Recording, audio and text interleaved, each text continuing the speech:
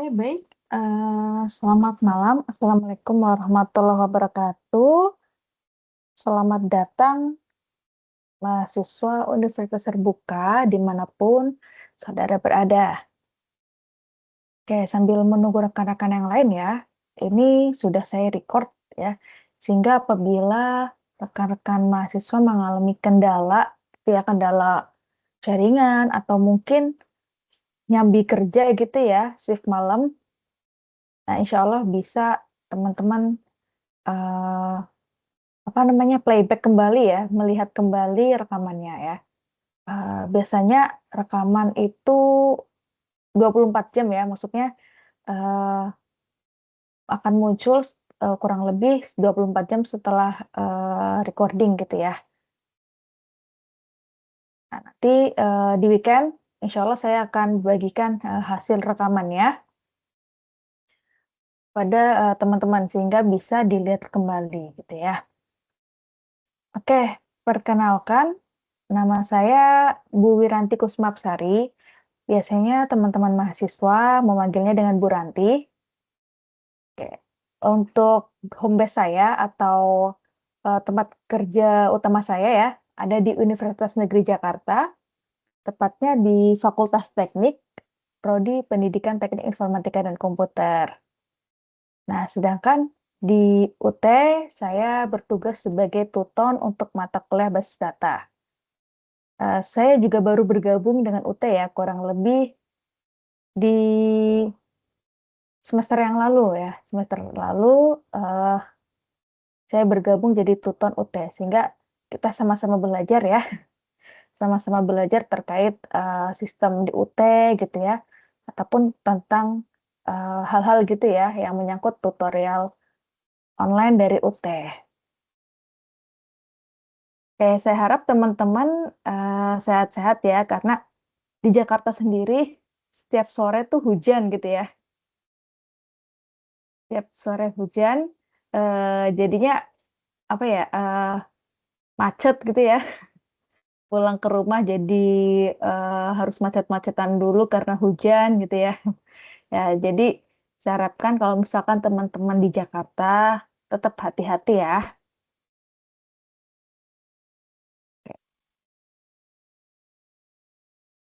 Bentar ya, saya izin untuk kita membagikan materi ya.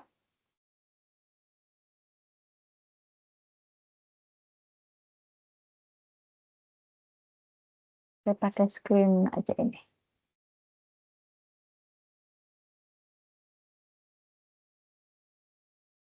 Oke, mungkin teman-teman yang udah join, apakah sudah terlihat tampilannya di teman-teman? Boleh kalau nggak bisa on mic, boleh pakai chat ya.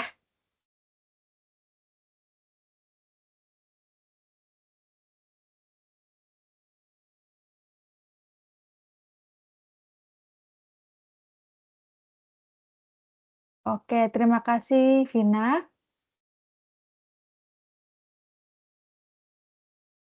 Oke, di sini sebenarnya tugas di Tuweb adalah membantu teman-teman yang belum mengerjakan tugas ataupun meng-cross check kembali ya, apakah tugas yang saya submit, tugas satu yang sudah disubmit, apakah sudah benar apa belum gitu ya.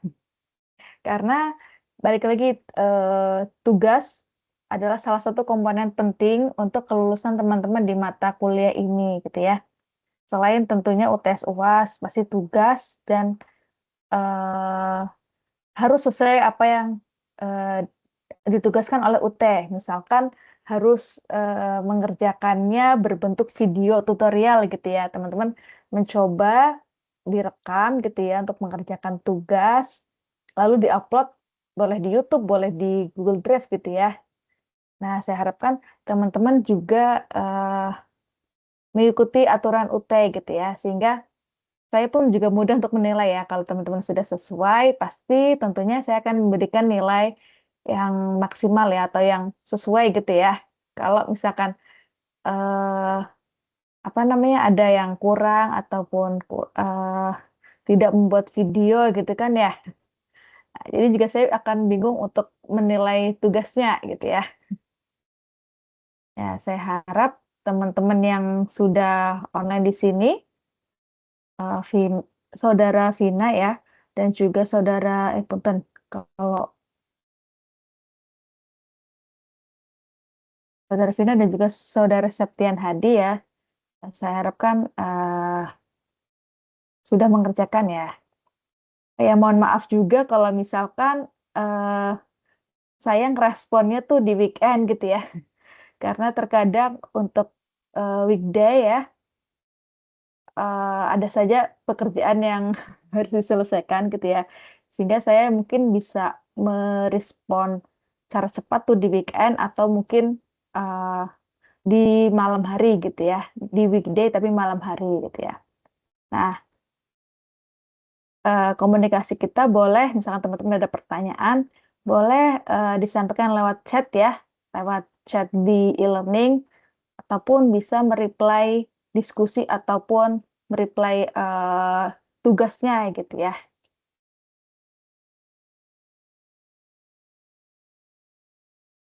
Oke, untuk tugas pertama itu adalah terkait pembuatan IRD ya. Nah, sebelum teman-teman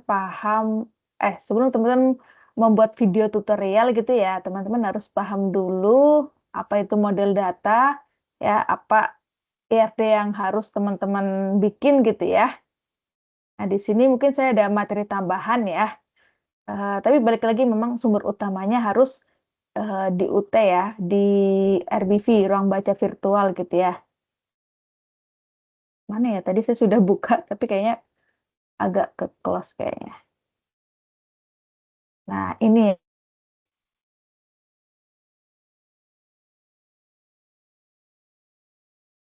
Nah, ini ya.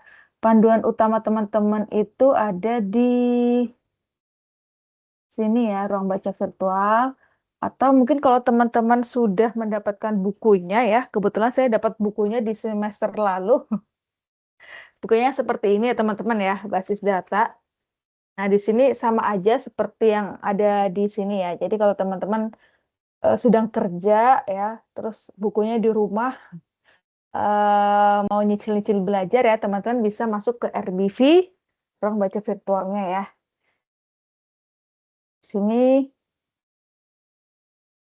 nah mungkin karena tidak bisa langsung di-download ya, alias harus e-modul, harus baca di tempat gitu ya, baca di sini, nggak bisa di-download atau disimpan ya. Nah, teman-teman bisa screenshot misalkan kalau ada yang mau ditanyakan gitu ya, atau mungkin ada materi yang perlu dibaca 2 kali 3 kali gitu ya, secara offline gitu ya, kan bisa dibesarkan ya atau dikecilkan. Nah, tentunya selain RBV gitu ya, teman-teman boleh juga mencari referensi dari modul ya untuk menjawab soal ya. Misalkan di sini nih ya, ada modul mungkin pas sedang membahas normalisasi misalkan ya. Teman-teman nemu nih ya kan, jurnal dari proceeding gitu ya. Nah, ada tentang normalisasi gitu. Nah, boleh tuh baca-baca gitu ya. Terus juga apa namanya, untuk menambah banyaknya soal gitu ya. Jadi mungkin kalau basis data kan better lebih banyak praktik ya. Lebih banyak praktik tentunya kita harus tahu dulu nih ada beberapa contoh soal gitu ya. Nah, makanya saya sarankan teman-teman selain baca di RBV, cari di modul apa, cari di paper-paper gitu ya yang mungkin belum ada di modul. Kayak di sini sebentar.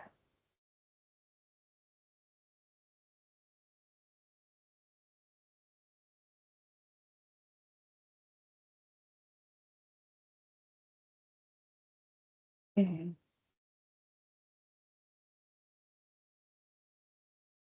Nah, ini ya untuk panduan praktikum RD ya.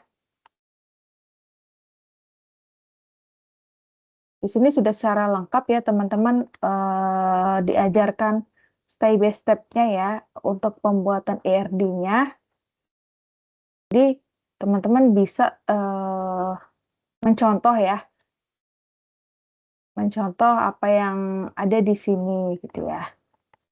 Nah, diharapkan teman-teman output-nya gitu ya akan seperti ini contohnya gitu ya, pembuatan ERD. Namun sebelum kita menggambar, teman-teman harus tahu dulu nih apa itu entitas ya, apa itu atribut, terus relationship-nya seperti apa, hubungannya gitu ya, hubungannya seperti apa. Nah, teman-teman harus pahami konsepnya.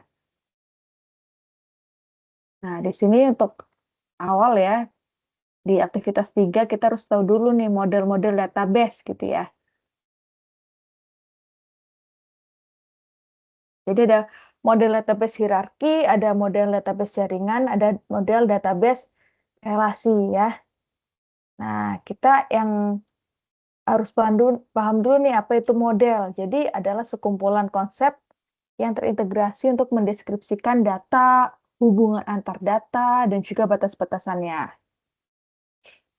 Jadi, model data itu harus merepresentasikan serta menyediakan konsep dasar yang memungkinkan perancang basis data dan pemakainya untuk dapat mengkomunikasikan pemahamannya mengenai organisasi data. Jadi istilahnya kita bisa memberi gambaran gitu ya sebagai perancang basis data sebelum kita membuat basis data kita kan harus merancang nih ya kan. Nah, gimana caranya untuk membuatnya gitu ya. Kita harus tahu hubungannya seperti apa gitu ya. Terus juga apa namanya? Setiap-tiap data itu ya kan ada batas-batasannya atau enggak gitu ya. Nah, di sini contoh modelnya adalah model relational database ya atau entity relationship model ya. Jadi dia adalah model konseptual tingkat tinggi pada proses perancangan basis data. Nah, sorry saya izin sambil ngecas ya.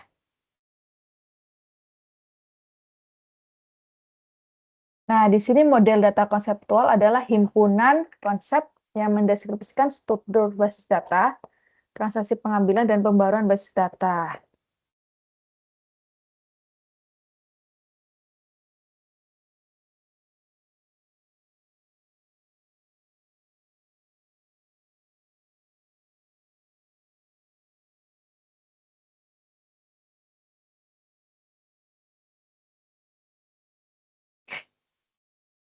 Nah, biar kita bisa menggambarkan, merancang dengan jelas ya ketika kita membuat basis data, kita harus paham dulu nih simbol-simbol untuk mendeskripsikannya ya.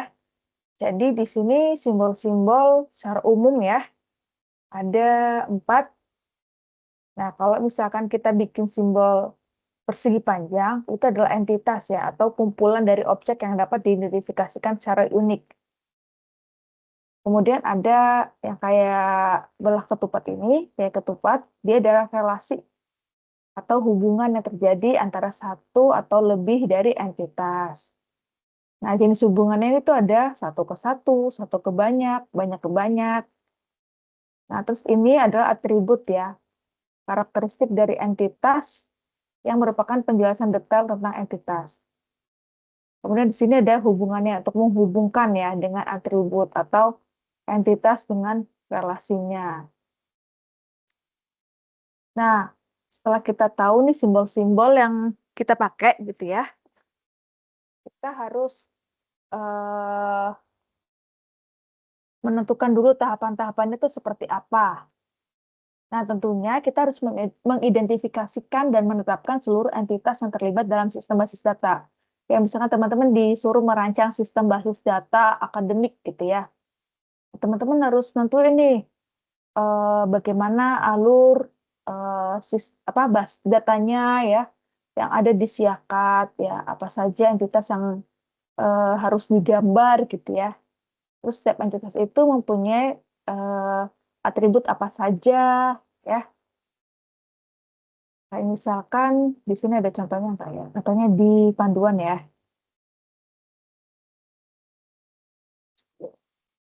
Misalkan kita harus, eee, membuat sistem atau merancang sistem basis data di rumah sakit gitu ya. Nah, kita harus paham dulu nih bagaimana sistem yang selama ini berjalan, sistem yang, ini ya, administrasinya gitu ya, atau mungkin bagaimana, sistem kesehariannya gitu ya. Kan di rumah sakit kan pasti sistemnya ada dokter, ada perawat, ada pasien ya, ada bagian administrator gitu ya, mungkin ada bagian keuangan ya, dan lain sebagainya. Teman-teman harus bisa menentukan, tergantung juga sama case-nya teman-teman ternyata di sini, cuma membuat sistem basis data untuk misalkan, pemeriksaan, apa namanya, antara pasien ke dokter gitu ya. Nah, berarti teman-teman ruang lingkupnya hanya, dokter, pasien, administrator, sama mungkin perawat ada nggak? Oh, di sini nggak dijelasin ya, berarti enggak ya. Jadi yang terkait hanya, misalkan pendaftaran, berarti kan dokter, pasien, sama administratornya, gitu ya. Jadi disesuaikan dengan kasusnya gitu ya, kasusnya minta apa gitu ya, lalu deskripsinya seperti apa alurnya gitu ya, alur sebuah sistem yang teman-teman akan buat gitu ya. Nah, di sini sistemnya kan di rumah sakit pasti memiliki banyak dokter, ya. Jadi setiap dokter, mempunyai banyak pasien yang harus ditangani, ya. Nah, alurnya pasien pasti harus daftar terlebih dulu nih di bagian administrasi ya. Soalnya kalau nggak daftar dulu ya, nanti rebutan pengen didahulukan gitu ya. Nah, jadi sistemnya, sistem untuk, pemeriksaan dari pasien ke dokter harus, mendaftar dulu. Mendaftar itu berarti harus ke bagian administrasi ya. Nah, lalu setelah, data pasiennya udah didaftarkan ya, terus diserahkan ke dokter untuk diperiksa. Nah, pasien dapat diperiksa oleh beberapa dokter sesuai situasi dan kondisi pasien.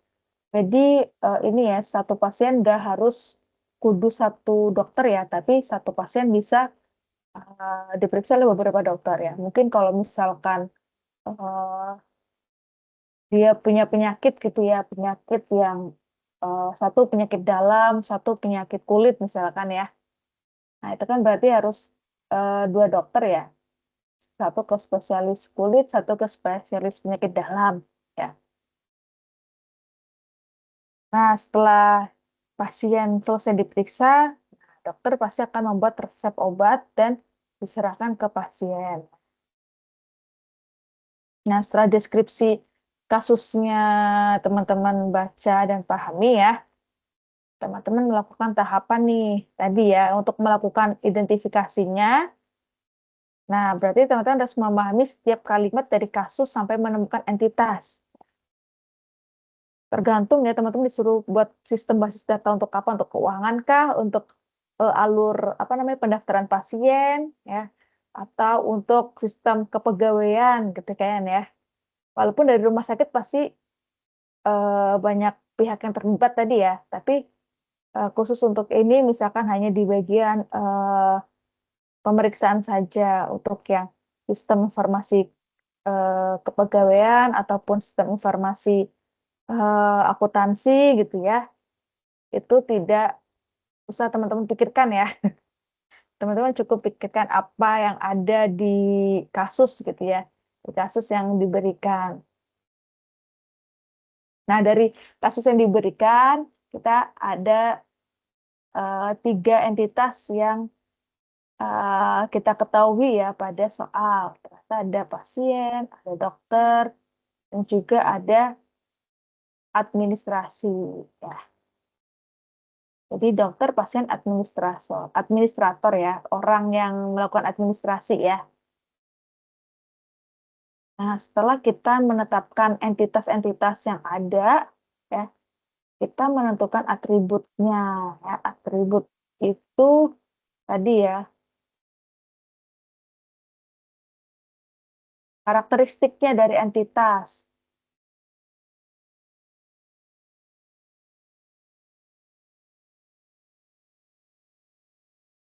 Tapi juga ini harus hati-hati ya, karena entitas ini sangat menentukan baik atau tidaknya sistem basis data nantinya. Nah, atribut itu merupakan ciri khas yang melekat pada suatu entitas. Misalnya nih, ciri khas yang melekat, kalau teman-teman sebagai mahasiswa ya, berarti atribut yang dimiliki oleh mahasiswa pasti ada nama, ya kan? Tempat tanggal lahir ya, NIM, alamat, nama orang tua, dan lain sebagainya. Nah, jadi satu entitas itu atributnya beda dengan atribut yang satunya lagi gitu ya, tergantung dari apa yang melekat pada suatu entitas tersebut. Nah, tapi kan sebenarnya atribut kan ada banyak ya. Nah, kita cukup menggunakan yang kita perlukan saja gitu ya. Misalkan pada data pasien gitu ya, nggak perlu tahu misalkan misalkan nama kakeknya, nama eh, anaknya gitu ya. Ya, hanya cukup nomor BPJS misalkan ya, nama, tempat tanggal lahir gitu ya, pekerjaan, alamat ya. Nah, sedangkan kalau mahasiswa gitu ya, pasti kan kita perlu tahu walinya gitu ya. Jadi eh, perlu untuk mencantumkan nama orang tua, pekerjaan orang tua ya, karena pekerjaan berkaitan dengan penentuan UKT gitu ya. Kalau di perguruan tinggi negeri biasanya kan UKT-nya beda-beda antara satu mahasiswa dengan yang lain ya. Ditentukan oleh salah satunya kita melihat pekerjaan orang tua, terus gaji atau penghasilan orang tua per bulan gitu kan ya. Sedangkan kalau yang di rumah sakit nggak perlu tahu gaji orang tua tuh berapa gitu ya. Selama udah ada asuransi gitu ya, atau bayar sendiri yang mampu gitu ya. Nah, pasti nggak diperlukan gitu ya. Nah, setelah kita menentukan atribut-atribut yang ada pada entitas, yang melekat pada entitas, kita menentukan field kunci ya. Nah, jadi field kunci ini sebagai penanda atribut tersebut ya. Jadi misalkan di mahasiswa ya, pada entitas mahasiswa ya, ada atribut NIM. Nah, itu bisa dijadikan field kunci karena dia bersifat unik. Bersifat unik itu apa? Bersifat unik itu ya hanya satu-satunya ya. Misalkan mahasiswa ya, NIM mahasiswa pasti setiap mahasiswa berbeda ya. Misalkan NIM mahasiswa eh, sistem informasi ya, antara Budi dengan Andi walaupun sama-sama masuk di tahun yang sama, terus juga eh, tempat ininya tinggalnya juga sama gitu ya. Nah, pasti kan NIM-nya kan berbeda ya, sama seperti KTP ya. KTP juga NIK ya, nomor induk kependudukan ya.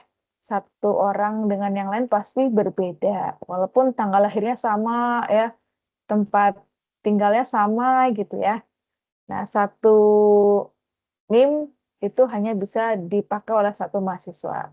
Satu NIK hanya bisa dimiliki oleh satu WNI gitu ya.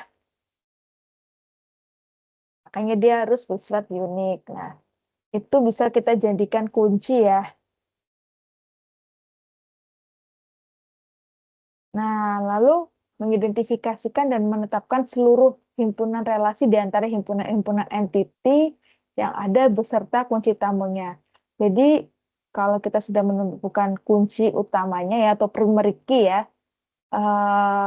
yang bisa kita tandai ya, tandai nanti kalau digambar gitu ya. Nah, kita juga bisa mengidentifikasi kunci-kunci tamu ya. Kunci tamu tuh apa? Kunci tamu itu bisa eh, apa namanya? Dia primary key dari entitas yang lain, tapi ketika punya satu interaksi dengan entitas yang satu lagi gitu ya. Nah, dia jadi kunci tamu karena kunci utamanya misalkan tadi NIM ya. Nah, kunci utamanya kan sudah ada NIM ya. Sedangkan dia kunci tamu di misalkan kunci tamu itu NIDN dosen ya, NIDN dosen untuk bimbingan teman-teman ya. Jadi teman-teman itu masing-masing satu mahasiswa tuh misalkan ya hanya dibimbing oleh satu dosen gitu ya.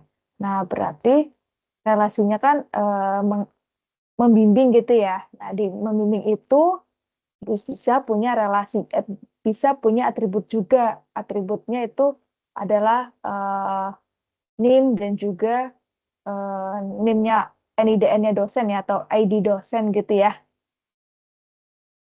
Nah, jadi ID dosen yang ada di relasi tersebut misalkan gitu ya.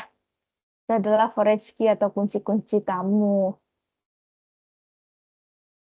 Ini ada contohnya entitas mahasiswa dan dosen. Terjadi, oh kalau ini proses belajar mengajar ya. Kalau tadi saya contohinnya itu bimbingan gitu ya. Nah, entiti mengajar ini harus kita menentukan juga atribut yang melekat pada beserta kunci tamu atau foreign key-nya. Nah, kunci tamu adalah field kunci utama pada tabel lain dan field tersebut digunakan juga pada tabel yang satunya lagi.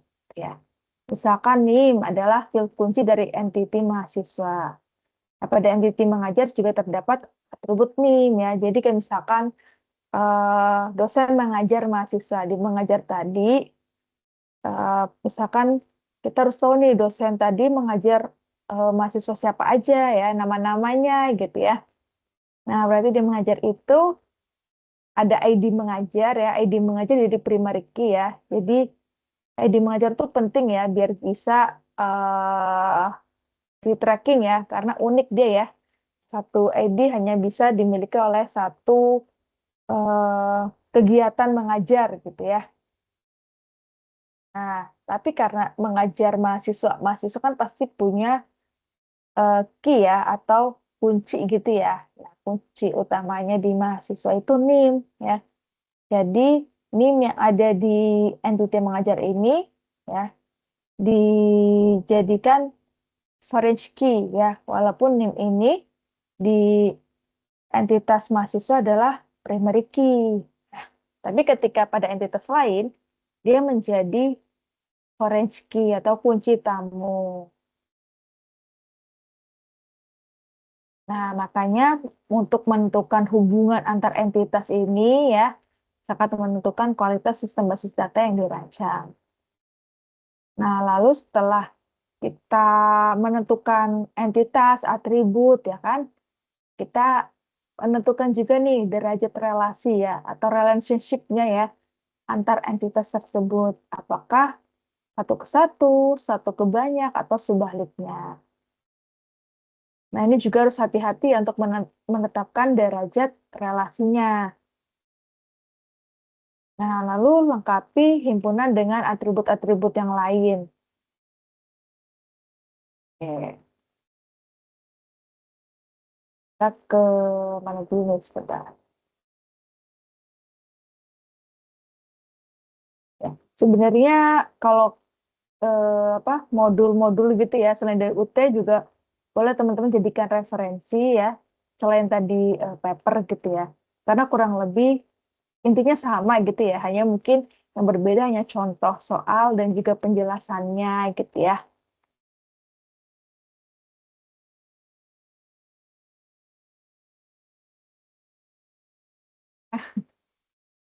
Jadi kurang lebih sama ya apa itu eh, model datanya gitu ya. Nah, terus bagaimana relasinya gitu.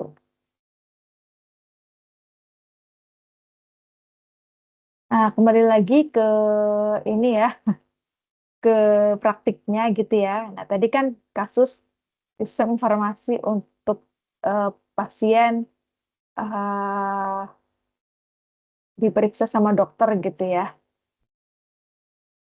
Setelah kita tadi tentukan entitasnya, kita tentukan atribut-atributnya nih, ya kan? Nah, atribut-atribut dari masing-masing entitas. Dokter pasti kan punya atributnya masing-masing. Pasien juga, administrator juga. Nah, kalau misalkan atribut setiap entitasnya tuh tidak dijelaskan secara detail ya di sebuah kasus gitu ya, eh, kita dapat menentukan berdasarkan intuisi atau penalaran yang terjadi dalam kehidupan sehari-hari gitu ya. Jadi kita pakai nalar nih, kira-kira kalau dokter itu punya eh, atribut apa saja ya yang diperlukan ya. Tentunya dokter kan pasti eh, punya ID yang melekat ya. Jadi kita namainnya ID dokter misalkan gitu ya. Nah, kemudian dokter pasti memiliki namanya ya. Dokter A, dokter B, dokter C gitu ya. Jadi untuk nama kita masukkan ke dalam atributnya. Lalu dokter juga punya tanggal lahir ya. Biasanya untuk tahu nih dokter apa namanya udah umurnya udah berapa, termasuk apa dokter senior apa enggak gitu kan ya. Itu dilihat dari tanggal lahir. Lalu alamat dokter juga bisa ya. Jadi kalau ada apa-apa gitu ya, eh, pihak rumah sakit gitu ya tahu alamat si dokter tersebut. Lalu dokter pasti punya nomor handphone. Terus juga dokter kalau misalnya di rumah sakit ya pasti kan ada sub-sub spesialis gitu ya istilahnya. Kalau misalkan kita sakit di apa namanya di bagian organ dalam gitu ya, pasti kita lari ke spesialis penyakit dalam dan waktu kerja ya. Jadi kalau dokter di rumah sakit kan nggak bisa 24 jam ya di rumah sakit ya. Pasti juga shift-shiftan juga gitu ya. Shift pagi, shift malam siapa, dari jam berapa sampai jam berapa shiftnya ya. Ini diperlukan kalau misalkan dokter itu praktik di rumah sakit gitu ya. Ya. Misalkan waktu kerja buat seorang dosen ya itu nggak perlu gitu ya. Karena dosen bisa waktunya fleksibel ya. Misalnya bisa satu hari gak ngajar, besoknya ngajar, besoknya lagi ada apa namanya ada tugas administrasi yang harus dikerjakan gitu ya. Walaupun gak ngajar, tetap harus ngampus karena ada hal-hal yang perlu didiskusikan, rapat dan sebagainya gitu ya. Jadi kita sesuaikan aja ya dengan entitas-entitas yang ada gitu ya. Nah, pasien juga sama nih ya. Pasien pasti memiliki ID pasien, nama pasien, alamat pasien, dan lain sebagainya gitu ya. Administrator juga pasti punya ID admin, nama admin, dan waktu jaga ya. Lalu setelah kita mengidentifikasikan atribut-atribut apa saja ya, walaupun di soal ini nggak disebutin ya atribut dokter apa saja gitu ya, atau secara gamblang tertulis gitu ya, kita tetap harus membuat atau mengidentifikasi atributnya. Tadi ya dengan kita eh, misalkan gitu, kita nalar dengan kejadian sehari-hari gitu ya, kehidupan sehari-hari. Lalu setelah kita menetapkan atributnya ya, kita juga harus menetapkan kunci-kuncinya nih, ya kan? Nah, di sini yang primary key ya atau kunci utama ya, yang bersifat unik gitu ya. Ya, ini ditandai dengan apa garis lurus ya, garis lurus di sini, nah, di sini juga ya, di sini juga. Atau misalkan kalau ada foreign key juga boleh ya ditandai gunanya selain kita paham apa namanya, kita paham ini primary key, nanti ketika pembuatan juga teman-teman nggak bingung gitu ya. Oke, lalu setelah kita mendapatkan entity dan atributnya, kita identifikasi relasi yang memungkinkan bersama kunci tamunya ya. Kita nentuin relasinya nih, relasinya seperti apa. Nah, untuk menentukan relasinya, kita bisa membuat tabel ya, atau matriks relasi antar entitas. Itu untuk memudahkan kita untuk mengidentifikasi gitu ya. Nah, misalkan di sini matriks relasi antara dokter, pasien, dan administrator ya.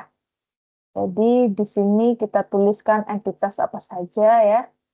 Ini juga sama. Lalu kita hubungkan nih ya kan, hubungkan entitas dokter dengan dokter ya.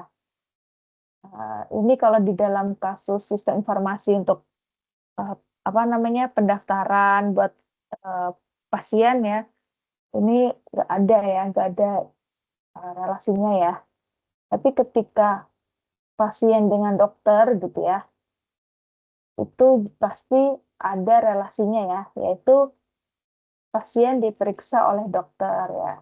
Ini bacanya boleh dari kiri ke kanan atau kanan ke kiri ya, itu nggak masalah ya. Kan di sini dokter, ini pasien ya. Nah, kayaknya ini pasien diperiksa dokter ya.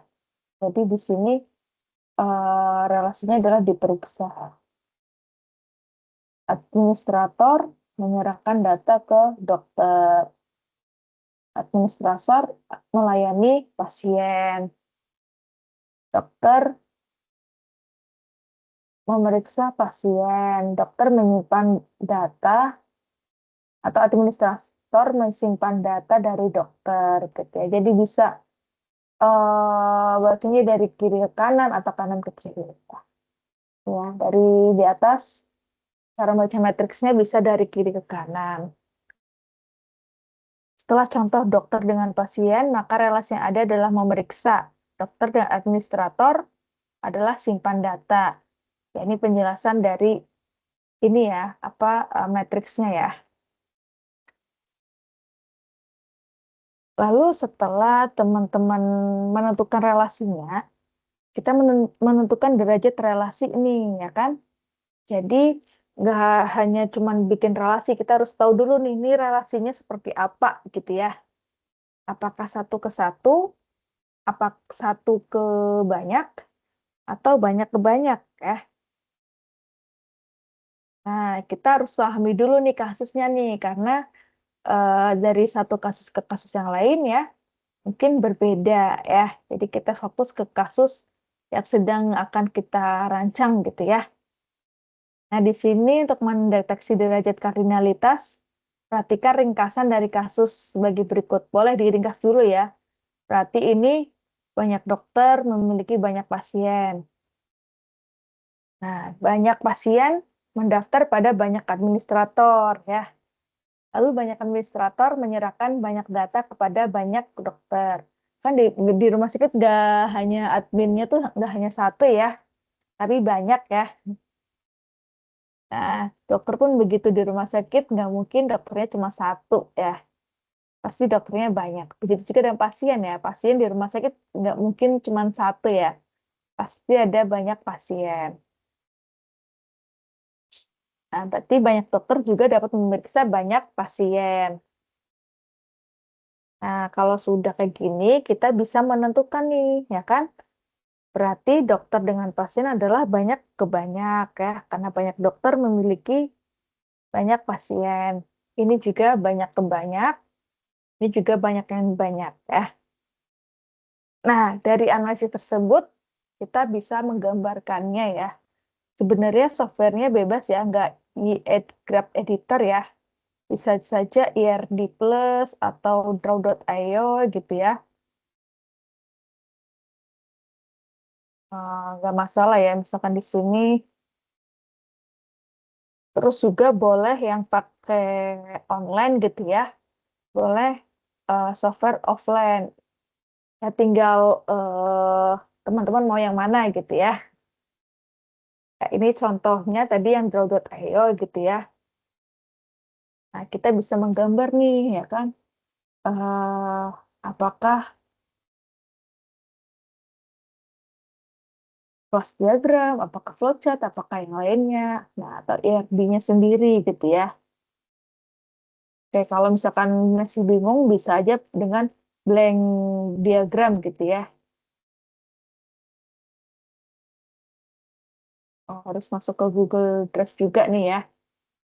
Nah, nanti kalau misalkan udah, tinggal teman-teman, masuk ya.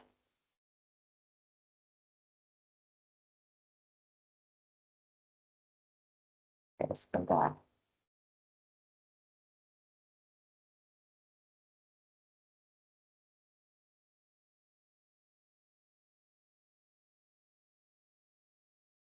Nah, di sini ya, di sini tadi kan kita sudah mengenal simbol-simbolnya ya. Nah, teman-teman bisa drag and drop ya. Tadi ada persegi panjang ya, ada belah ketupat untuk relasinya, ya kan? Ada garisnya juga ada gitu ya, atau mungkin bisa dari sini langsung garisnya nih, ya.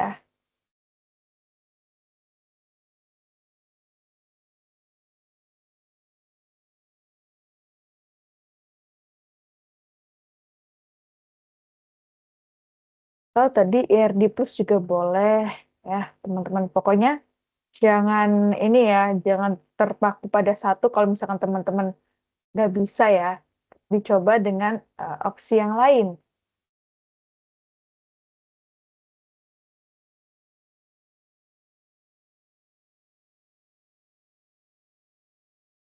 Oh, nggak ada. Oh, ini. Oh, sorry, ini malah papernya.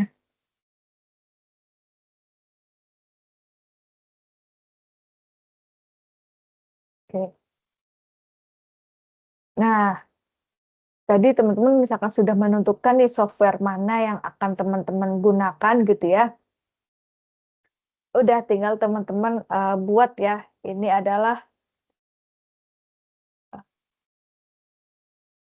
Ini adalah entitasnya ya kan. Ini atributnya ya kan. Nah, terus ini nih relasi ya teman-teman ya. Relasinya one to many. Nah, ini ya satu satu ya kan. Nol ke n ke banyak gitu ya. Satu ke banyak atau begini. Satu ke satu seperti ini. Pokoknya disesuaikan aja dengan analisa teman-teman ya.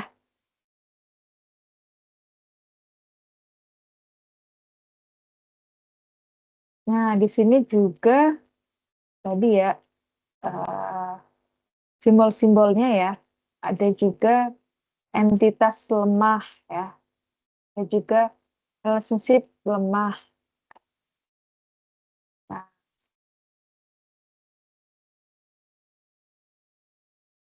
ini agak saya sudah close ya.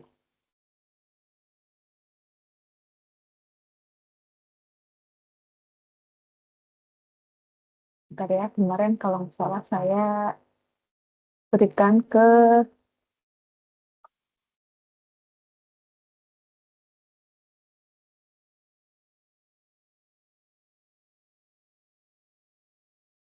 bentar.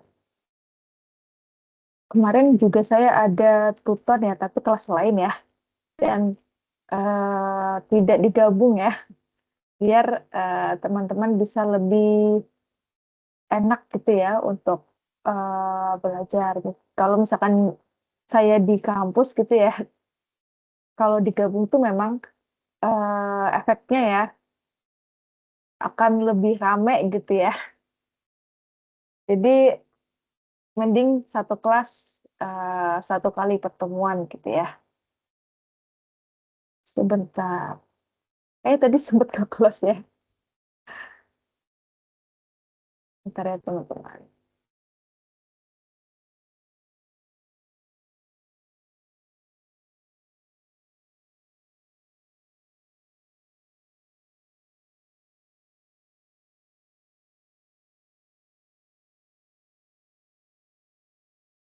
Sebenarnya di buku juga sudah ada ya teman-teman ya, eh, terkait PRD yang lengkap ya teman-teman ya.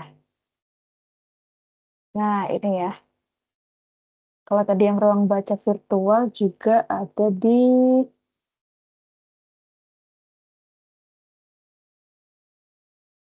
langsung kelopot ya. Ya pokoknya ada di sini ya teman-teman yang untuk jenis-jenis detailnya gitu ya. Oke, kita contoh yang dari sini dulu ya, di modul dari Brawijaya. Nah, saya agak gedein aja ya. Ini kan tadi entitas sama ya, relationship juga tadi sama ya kan. Ini ada atribut nih, ada atribut simple ya, atribut sederhana yang tidak dapat dibagi dalam beberapa bagian. Ada atribut komposit yang bisa dibagi dalam beberapa bagian. Misalkan alamat ya.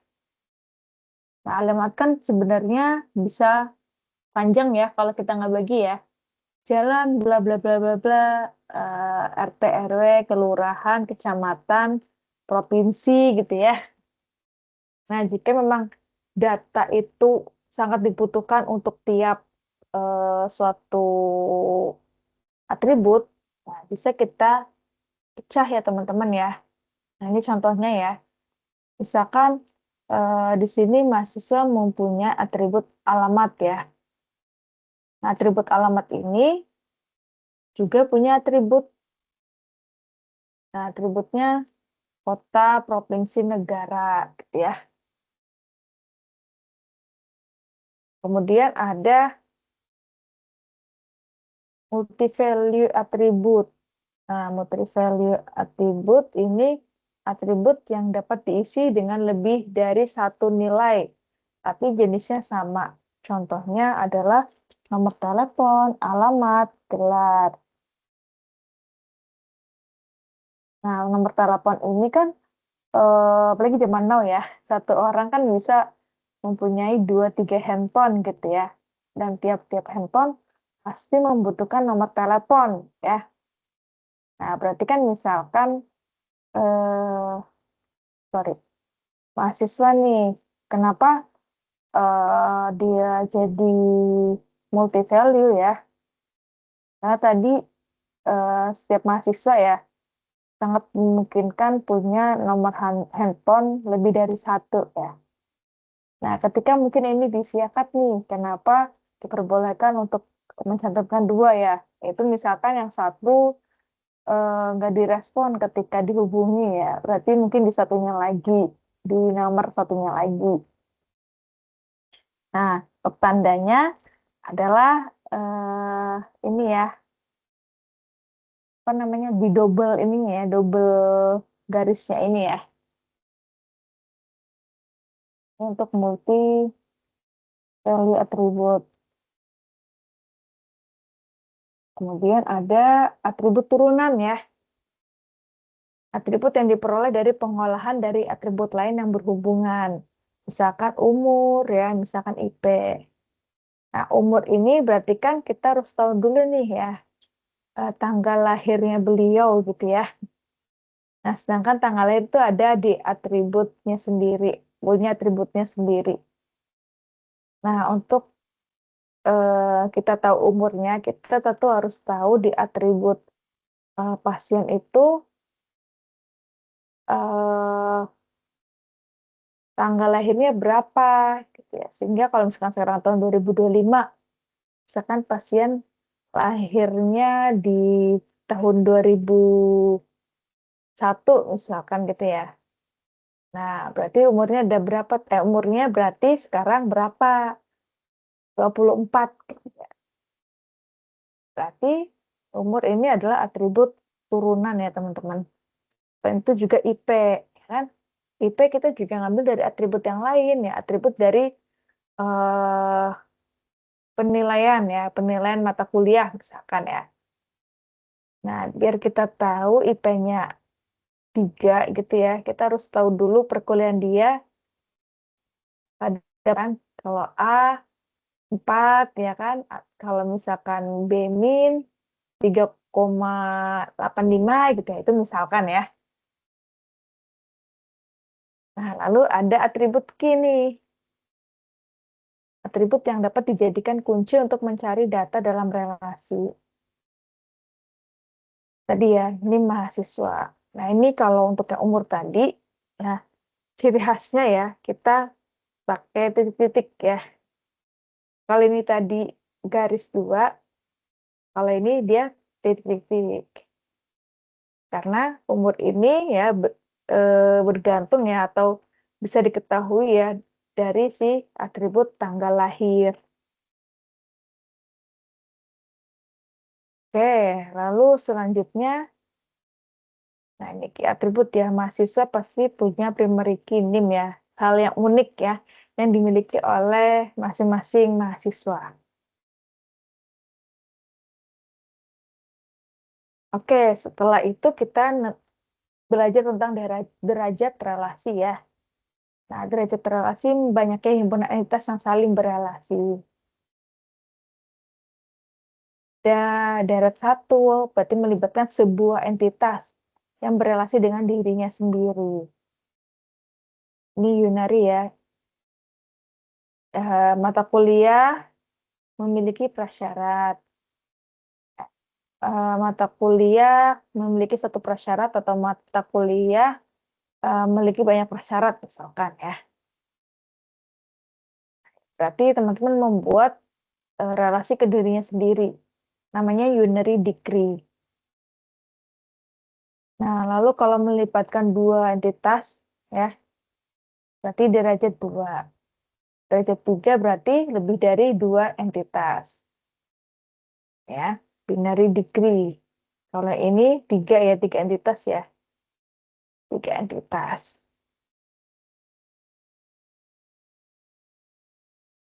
Nah, setelah kita menentukan relationship-nya ya, kita tentuin pemetaan kardinalitasnya ya. Yang tadi saya sudah sebutkan satu ke satu. Itu maksudnya sebuah entitas harus dapat berelasi dengan satu buah objek dalam entitas yang lainnya. Akan nih, satu mahasiswa mengambil satu skripsi, ya. Ini kan one to one ya. Kemudian banyak dosen, mahasiswa mengambil banyak dosen. Banyak dosennya kan berarti many ya, banyak ya.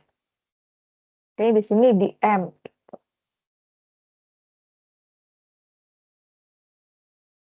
Ya, simbolnya satu-satu, satu ke M, ya kan? Satu ke M, berarti satu mahasiswa mengambil banyak dosen. Uh, Many to many, berarti simbolnya M sama N ya. Many to many.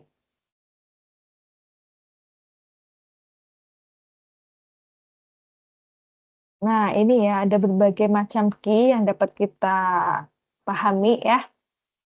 Ada super key ya, berarti dia merupakan satu atau lebih atribut yang dapat membedakan setiap baris kata dalam sebuah relasi secara unik.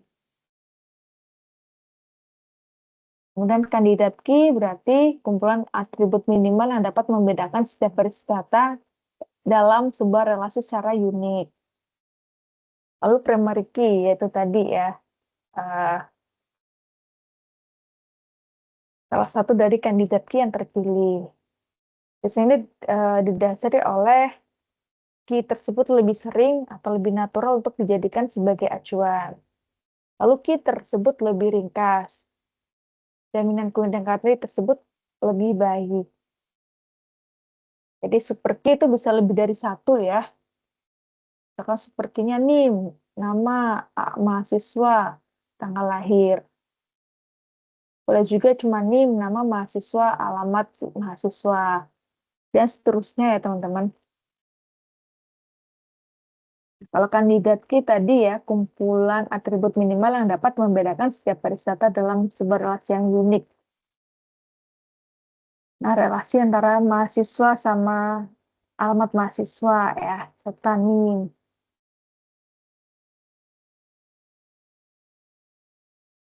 Lalu peran atau role-nya ya, juga apa namanya, bisa jadi apa, ditulis juga gitu ya. Jadi employee, workforce, manager. Ya. Nah, relasi himpunan entitas tidak harus dalam bentuk yang berbeda. Contohnya manager dan worker ya, disebut rules, yang mengidentifikasi bagaimana cara employee berinteraksi melalui relasi workforce. Nah, peran dalam ER diagram diindikasikan dengan memberikan label pada garis yang menghubungkan relasi dengan entitas. Boleh teman-teman dikasih label ya untuk memudahkan cara membantu juga. Tapi ini opsional ya. Lebih better dikasih. Nah, ini kalau tadi saya buat pakai draw.io, kalau tanda panah ini berarti satu, kalau ke sini berarti banyak. Oke, lanjut ada weak entity ya, teman-teman. Entitas lemah. Berarti satu entitas di mana keberadaan dari entiti tersebut bergantung dari keberadaan entitas yang lain. Ya. Jadi dia ada karena ada. Dan contohnya karyawan memiliki tanggungan ya. Dia ada karena si karyawan ya ada tanggungan gitu ya, punya tanggungan. Kalau misalkan karyawan itu tidak ada tanggungan ya tidak perlu dibikin weak weak entity gitu ya.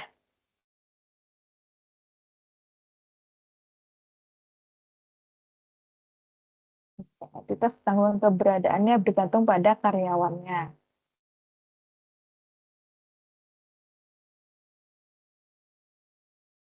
Seperti dalam C++ ya, atribut diwariskan atau diturunkan. Jadi bisa diturunkan teman-teman. Ini contoh aja ya.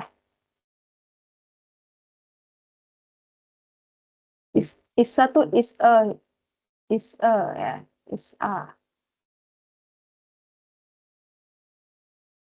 Ini optional juga ya.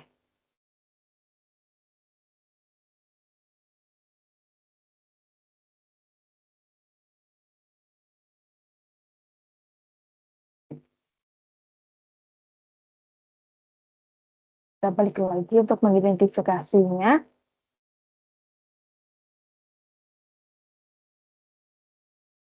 Ini tadi ya. Dokter memberikan administrator memberikan data ke dokter ya. Ini banyak ke banyak ya karena tandanya yang seperti ini ya kan. Banyak n banyak ya.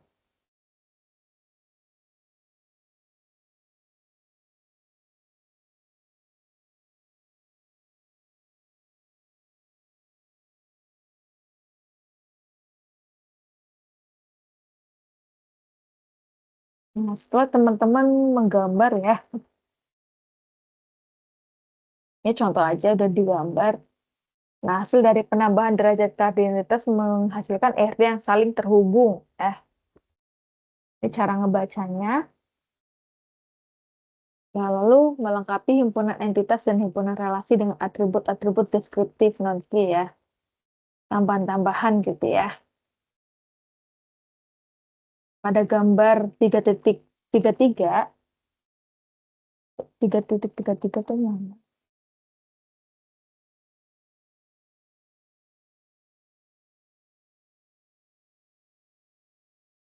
Gambar 3 kali ya.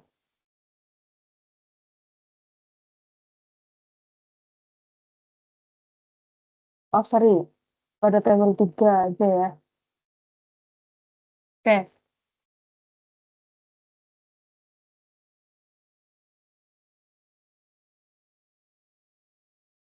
tiga, 38.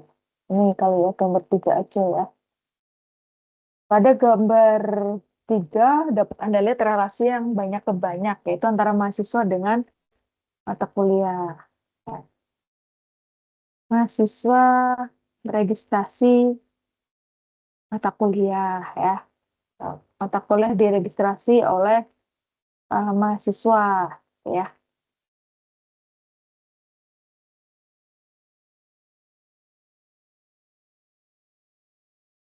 Ini ya, teman-teman harus membuat praktik ya. Langkah-langkahnya harus disertai dengan aktivitas kegiatan mahasiswa.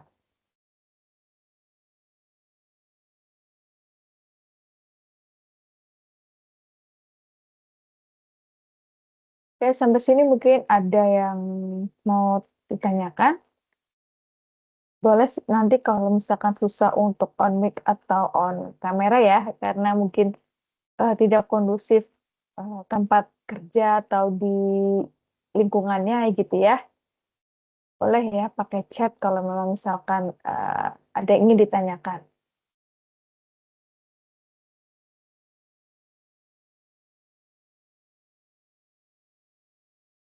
Nah, kalau yang untuk praktikum yang teman-teman harus kerjakan gitu ya, di tentang mahasiswa dan juga dosen.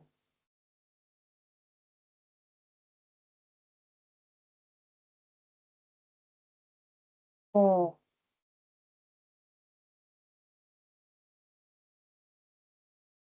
ini juga sudah ya.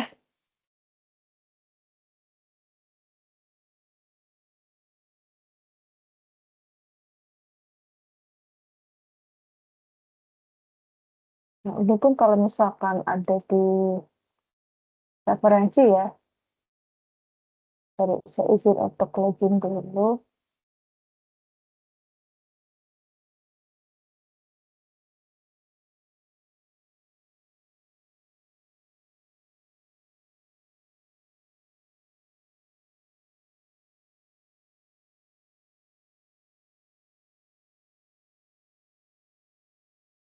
Modul 2 yang ada IRD-nya ya. Ya, di 52 ya. Kalau memang cuma slide belajar, teman-teman cuma belajar dari slide yang ada di e-learning ya. Dari tadi contohnya. Hanya cuma 7 slide doang ya. Dan itu tidak, apa namanya ya, tidak semua yang di ruang baca virtual itu dibuat PPT-nya gitu ya. Jadi tetap harus balik ke awal, teman-teman juga nyicil untuk baca materi-materi ya yang sudah ada di RPV maupun materi yang udah teman-teman dapatkan nih, materi modul ya atau buku ya. Mana ya punya saya? Ini ya contohnya yang kalau punya saya yang ini teman-teman eh, jangan buat tidur ya, karena ini tebel ya. Jadi bisa dibaca-baca gitu ya. Ini lebih lengkap ya teman-teman dibandingkan kalau teman-teman cuma memahami dari eh, ininya aja apa misalkan tadi kayak yang di sini ya. Hanya cuma mengandalkan eh, materi aja gitu ya. Lalu juga harus membaca buku.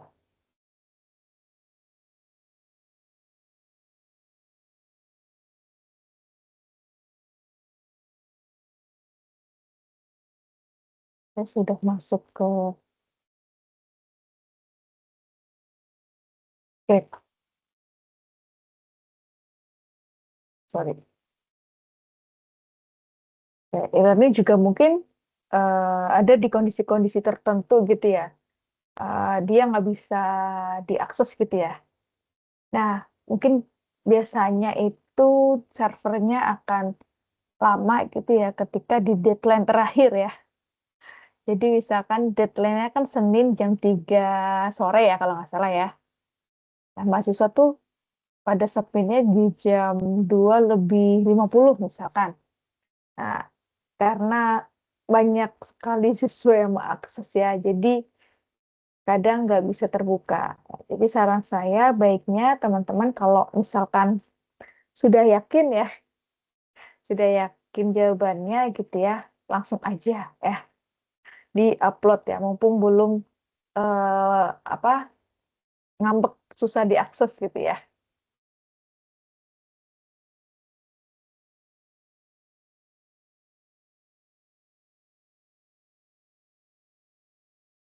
Ini juga saya sudah tambahkan nih teman-teman nih, kalau misalkan teman-teman, eee, susah ya untuk membuka materi gitu ya, teman-teman bisa melihat di YouTube ya, bagaimana cara merancang sebuah IRD gitu ya. Nah, ini contohinnya pakai IRD Plus ya, kurang lebih juga sama dengan yang lain ya. Jadi nggak hanya berpatokan satu software aja, teman-teman bisa menggunakan software yang lain.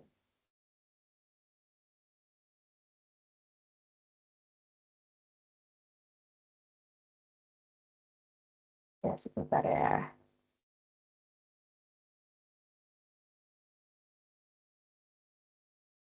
Ini sudah, cuman kadang kalau koneksinya nggak stabil ya, dia akan loading dulu gitu ya.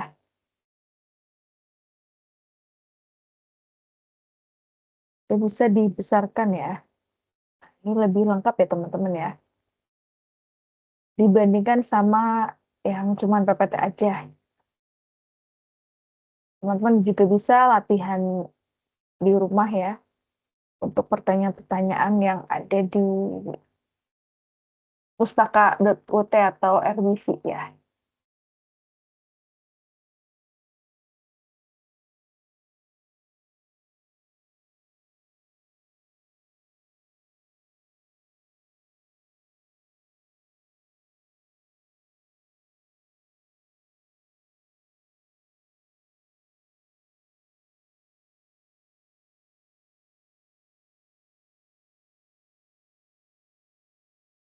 Kurang lebih sih sama dengan semester yang kemarin ya,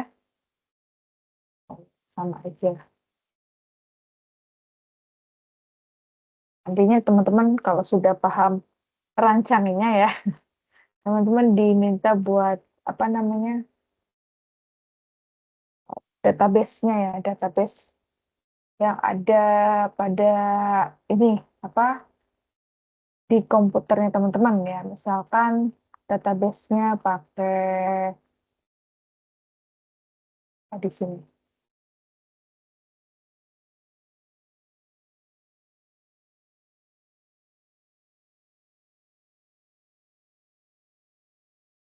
Jadi balik lagi ya, tergantung eh, jenis kasusnya ya, untuk teman-teman bisa menentukan hal-hal apa saja yang dibutuhkan gitu ya.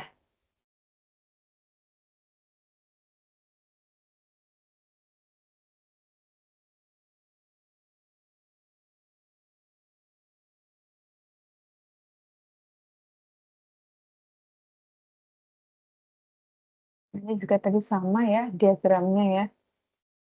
Nah, bisa juga kalau ini model data berbasis objek ya. Jadi model data nggak hanya dengan relasi entitas ya, tapi misalkan bisa dengan berbasis objek.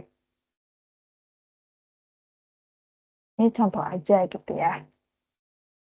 Kalau teman-teman mau pengen tahu sumber-sumbernya, teman-teman tinggal klik aja ya.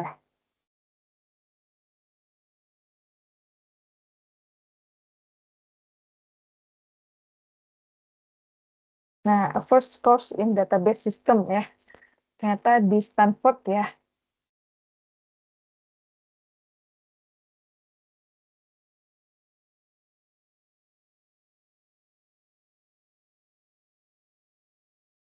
Ya, contoh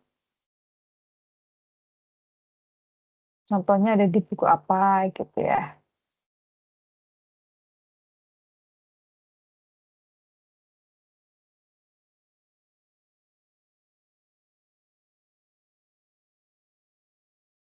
Itu buat materi tambahan ya. Kalau memang merasa teman-teman materi dari UT gitu ya, kok saya sudah bisa gitu ya.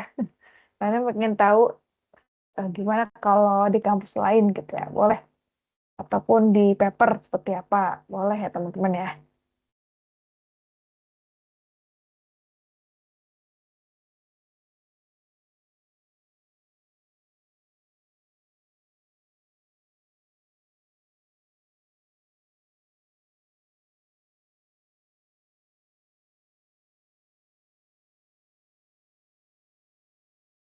Nah, setelah teman-teman coret-coretan dulu ya. Jadi kalau saya dulu cara ngebuatnya di kertas dulu ya. Eh, Sebelum kalau sudah tinggal ke ini ya, apa namanya, draw.io gitu ya. Mulai disusun satu persatu. Nah kan tadi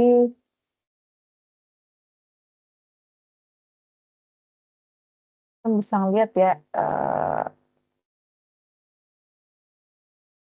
kan ada multi value ya di entity relation. Jadi scroll ke bawah gitu ya. Terus dibuka ada apa saja.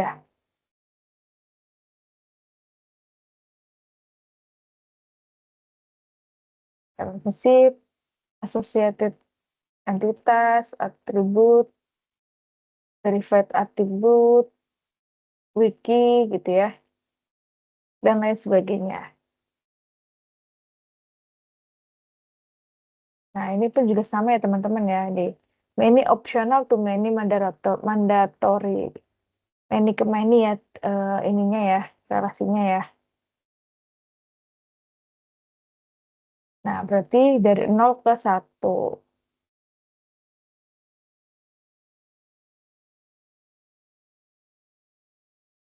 Jadi bisa disesuaikan lagi dengan teman-teman ya. Apakah dia one to many to many ya.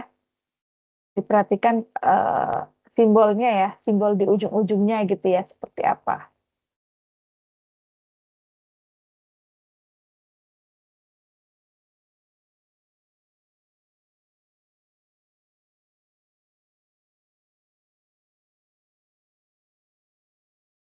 Bisa ya untuk tugasnya ya.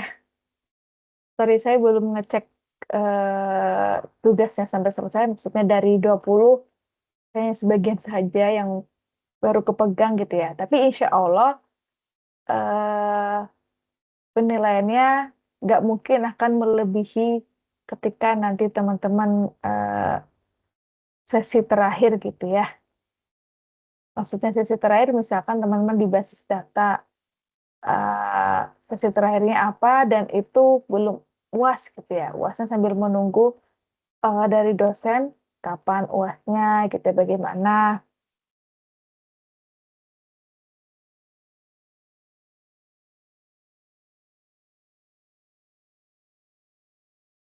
Ini juga latihan-latihan ya teman-teman bisa cobain ya, tes formatif satu. Saya nggak tahu ini ada jawabannya apa enggak. Maksudnya ditulis di sini jawabannya apa. Memang teman-teman harus mikir sendiri gitu ya. Jadi ini untuk mengukur teman-teman tuh udah tingkat kepuasannya udah berapa persen gitu ya.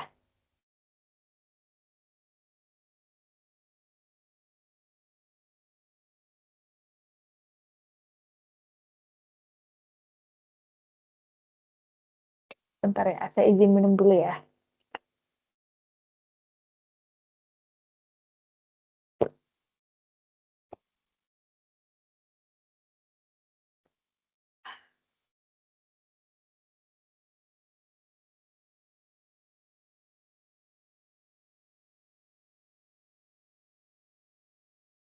Sorry, saya lupa belum mendokumentasikan ini ya, apa di pertengahan gitu ya.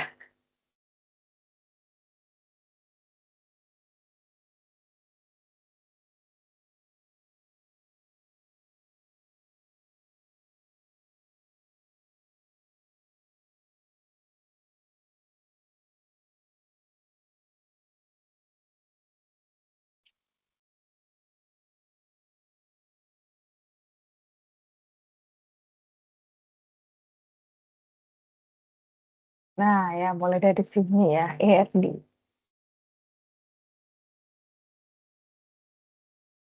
Kan entitas, hubungan entitas, entitas, atribut, atribut, atribut.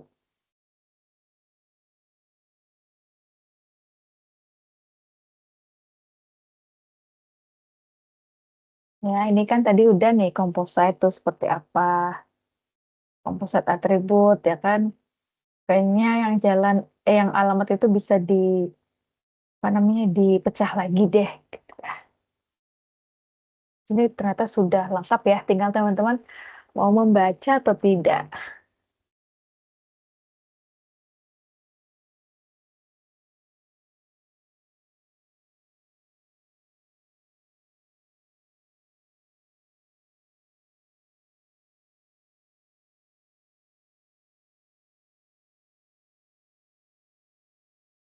Nah, ini juga ada tabel istilah ya. Kalau teman-teman bingung gitu ya. Ini tuh istilahnya apa? Misalkan CK, berarti dia candidate key, PK, primary key, dan lain sebagainya. Ini juga sama ya nih. Selalu hanya satu pakai tanda begini. Ini satu atau banyak.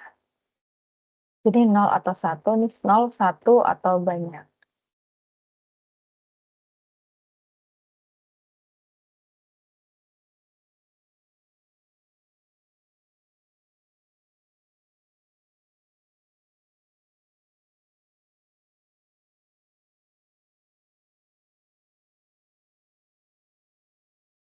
Oke,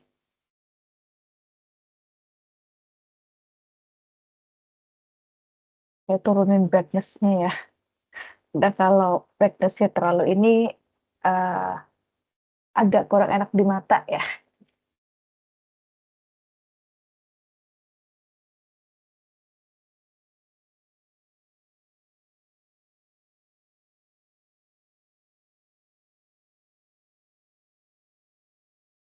Ini ya, penjelasannya sangat detail sekali ya.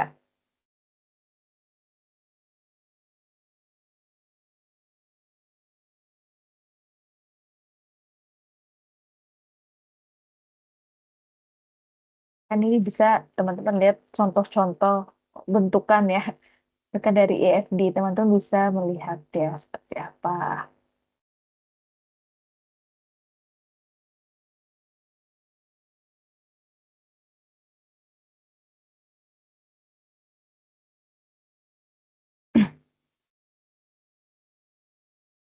Padahal brightness-nya sudah saya turunin, tapi di saya masih terlalu terang ya. Atau mungkin karena sambil dicas.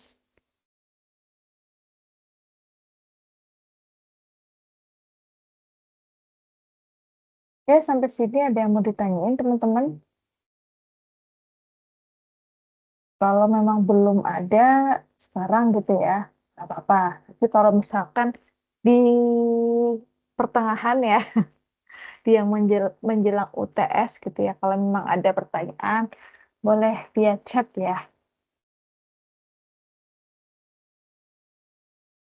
Dan saya apa namanya, minta maaf kalau mungkin suatu saat slow respon gitu ya, kok nggak dinilai gitu ya. Ya kadang apa namanya, niatnya pengen ngoreksi ya, tiba-tiba ada kegiatan atau tugas lain gitu ya yang harus diutamakan dulu gitu ya. Namun saya menjamin sebelum UTS teman-teman eh, pasti sudah saya respon, sudah saya nilai semuanya ya.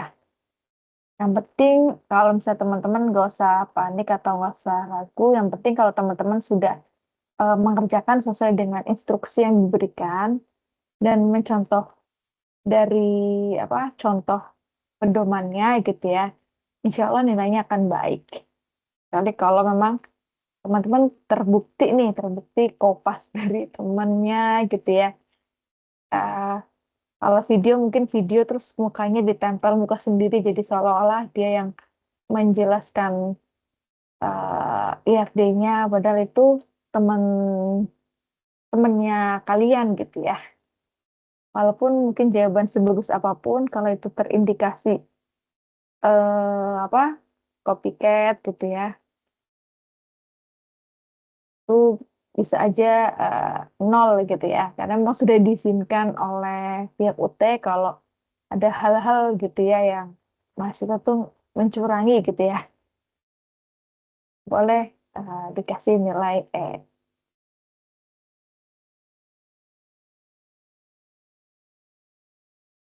Oh, ini ada jawabannya ya. Jadi mungkin teman-teman buat belajar mandiri enak ya, apa bisa tahu deh jawabannya apa.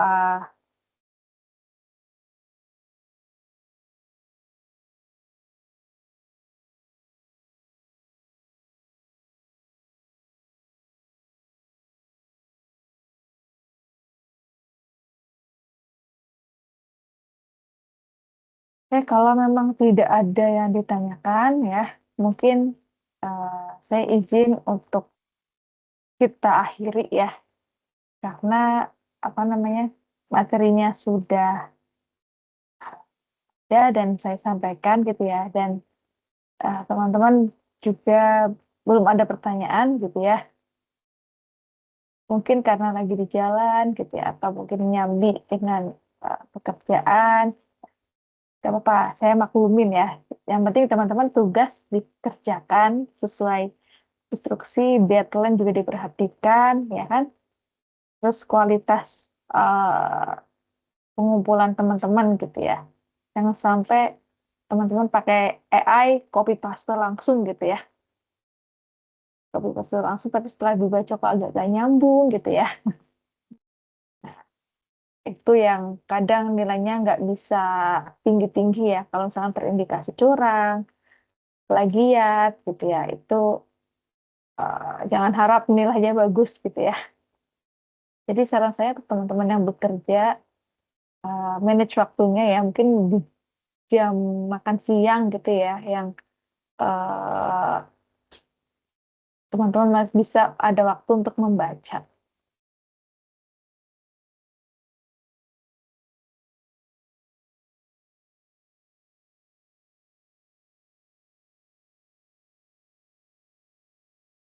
Oke. Kalau tidak ada, saya stop sharing dulu ya.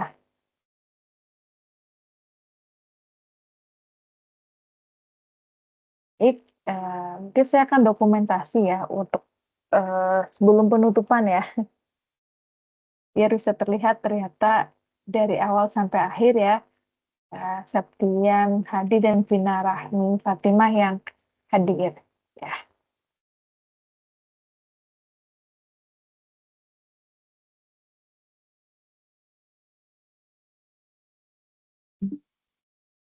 oke, save dulu. Oh,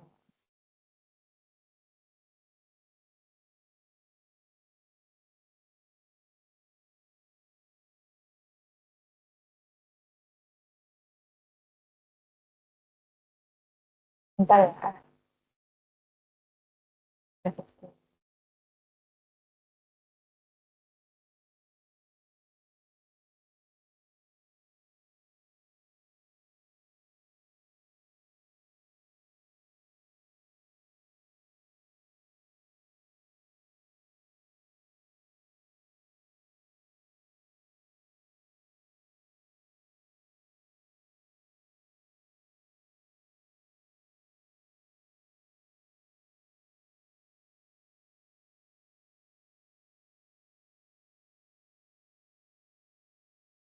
Bentar ya.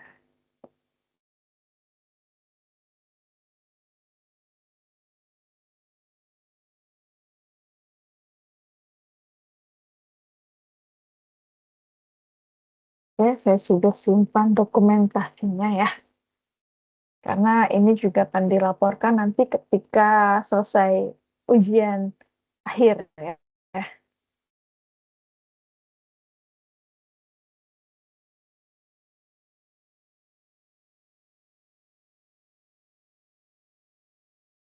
Ya, untuk aktivitas belajar keberapa ya sekarang ya,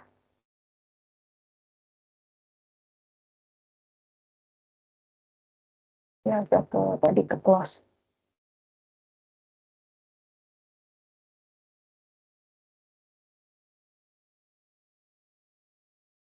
Eh, dulu aja. Oke, terima kasih untuk teman-teman, Septian dan juga Vina yang sudah hadir. Mohon maaf kalau ada salah-salah kata ya, ataupun juga terlalu cepat menjelaskan ya, karena memang kekurangan dari pertemuan online ya. Saya nggak bisa melihat raut muka teman-teman ya. Kalau di kelas offline kan saya bisa lihat nih, apakah eh, mahasiswa muka paham apa enggak gitu ya. Biasanya kalau yang bingung itu kelihatan tuh mengernyutkan dahinya gitu ya. Terus juga nanya ke teman gitu ya. Kalau udah bisa eh, ekspresinya seperti apa gitu ya. Saya bisa melihatnya.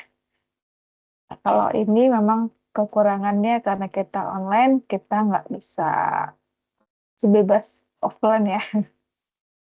Dan untuk tugas berikutnya ya, semoga saja memang di hari apa nih Kamis malam ya, saya tidak ada agenda yang lain gitu ya. Nanti kalau misalkan tugas berikutnya saya berhalangan hadir gitu ya, ya akan saya infokan di ini ya, Japrian di e-learning ya. Jadi eh, saya nggak tentu kalau tugas selanjutnya di hari Kamis jam 7 gitu ya. Nanti kita lihat eh, schedule-nya ya.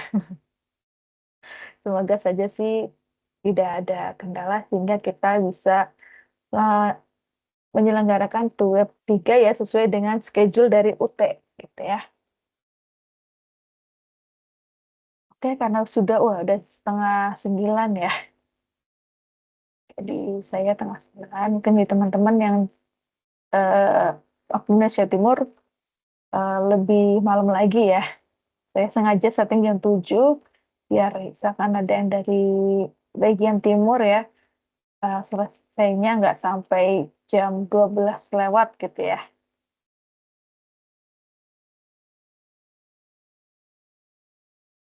Oke, cukup sekian ya.